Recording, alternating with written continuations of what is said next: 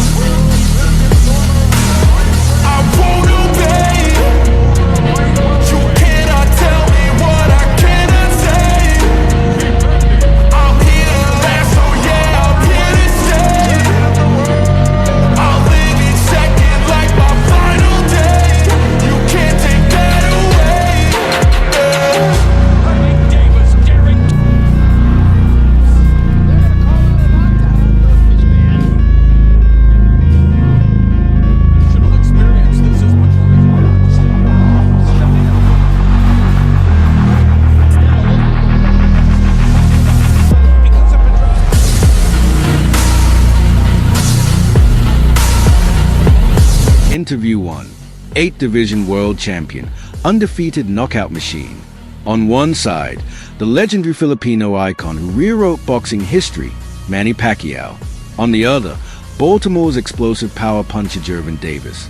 Speed versus power. Experience versus youth. Legacy versus dominance. If this mega fight becomes reality, it won't just trend, it will redefine the modern boxing era. And tonight we break down exactly how the Superfight plays. When you talk about global pay-per-view icons, Manny Pacquiao remains one of the most accomplished fighters in boxing history. An 8th Division World Champion, Pacquiao built his legacy on relentless combinations, fearless aggression, and elite championship heart. From flyweight to welterweight, he defeated legends and dominated multiple eras.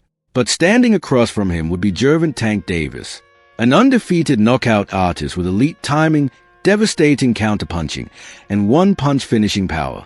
Davis has built a reputation as one of the most dangerous pound-for-pound fighters of the modern generation. This matchup isn't just fantasy, it's a clash of eras.